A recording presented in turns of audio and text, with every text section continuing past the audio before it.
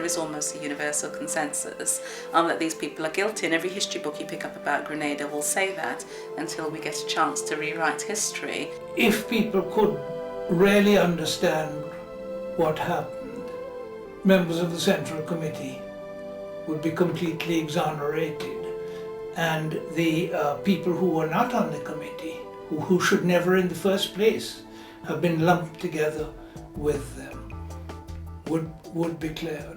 Little things happen that make you think, well, you've just got to go that extra mile for the big thing to have them all out. I think that's what keeps us going. And maybe, if God knows, I don't think, if 21 years had gone by and nothing had happened, then I don't know, but I still think I would still be here chipping away at it.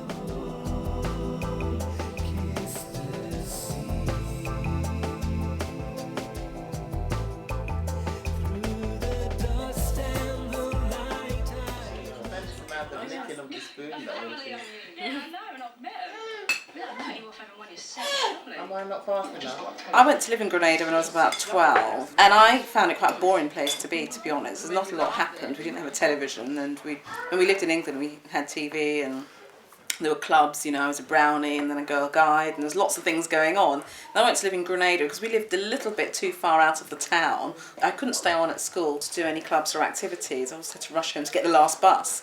So you went home and that was it. You know, you did your homework, did a lot of reading, but there wasn't a great lot more to do. And that went on for a few years. And then the revolution happened when I was in the 5th form.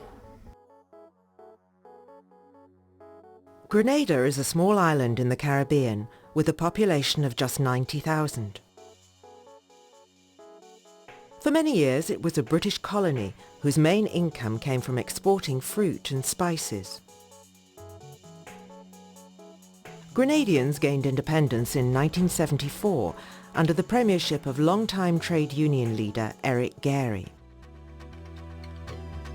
By 1979, dissatisfaction with the corruption and intimidation of the Gairy regime was ready to boil over. Opposition centred on the New Jewel movement.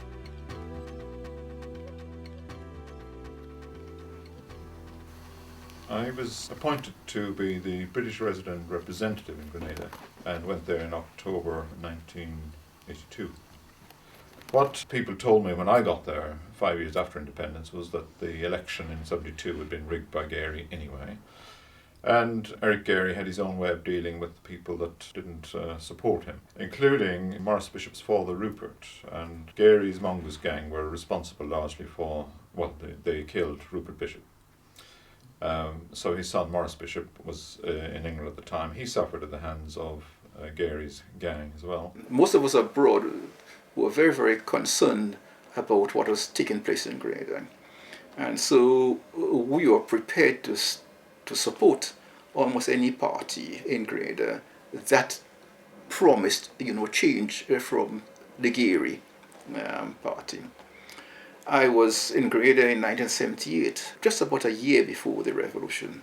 And I hadn't been back for quite a long time. And I could see the changes, the lack of discipline, the rise in crime rates, the lack of respect, for people. It's not surprising that in 1979 there was a coup mounted against him. The coup was pretty bloodless. It wasn't completely bloodless because 2 police officers were killed on March 13, 1979. It was quite dramatic.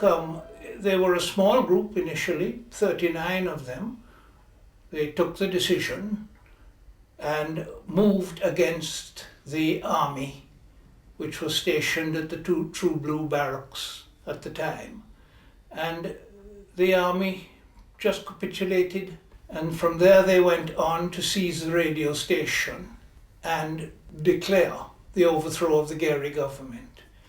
And so it was with some surprise that, on March 13th, somebody called me at work to say, in fact, that there had been this revolution.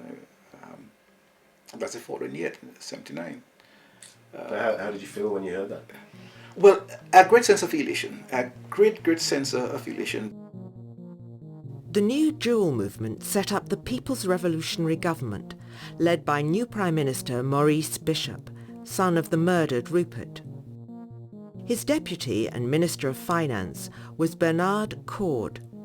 Cord had previously made his name as a teacher in Britain. He wrote a book which exposed how racism in the education system harmed children from Caribbean families. This had made him a hero to Britain's black community.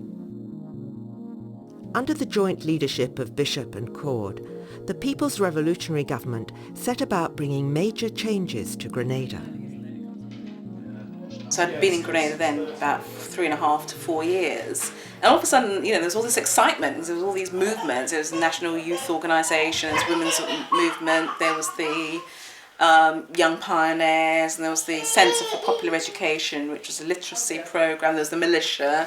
And then there were just events. There were loads and loads of foreign visitors to the island, lots of rallies and motorcades, and there was just a real buzz. And I think we got caught up in the excitement. I don't think any of us knew what it was all about and what it meant.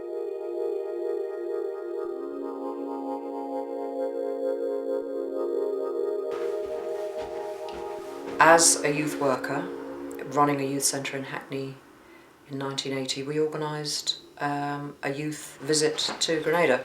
We went for a month. We were the first youth group from this country that went to Grenada, and it was a quite incredible experience all around for the young people, for my development and understanding about what was happening in Grenada at that time.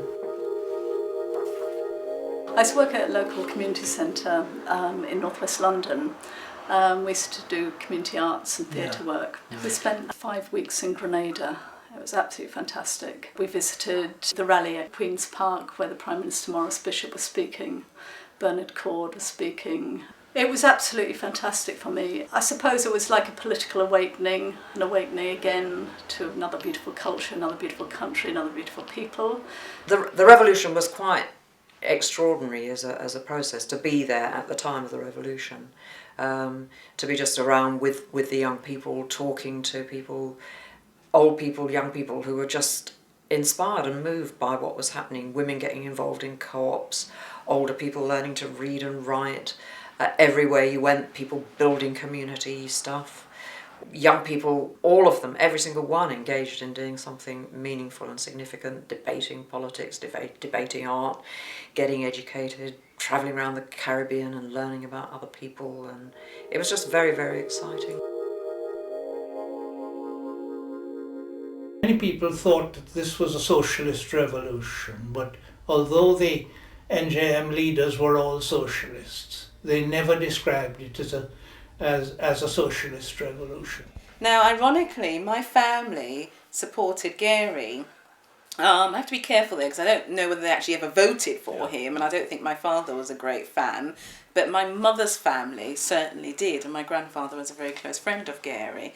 So there wasn't a big the revolution thing in my house, but there was just so much excitement. Loads of rallies. I mean, I suppose they were aimed at just mobilising popular support, and because Grenada was always being attacked verbally by the US, I think it was a show that, we're big and that people, the masses, support this revolutionary process. So there was always Bishop on a stage somewhere talking to us about what the revolution meant and, the threat of imperialism, etc., etc. So by then we started to politicise.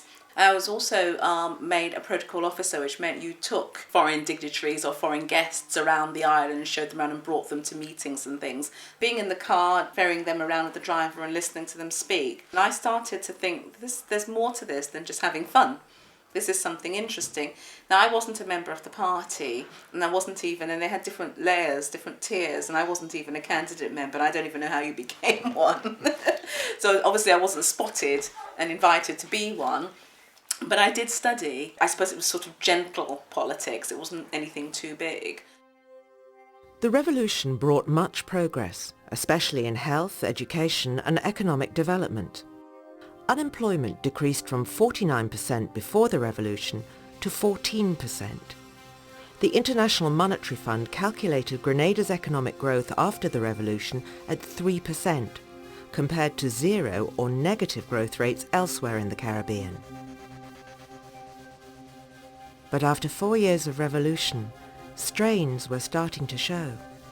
At the height of the Cold War, Grenada was now regularly denounced by US President Ronald Reagan as a bastion of subversion and a threat to the security of the US. Rumours of US invasion plans swept the island.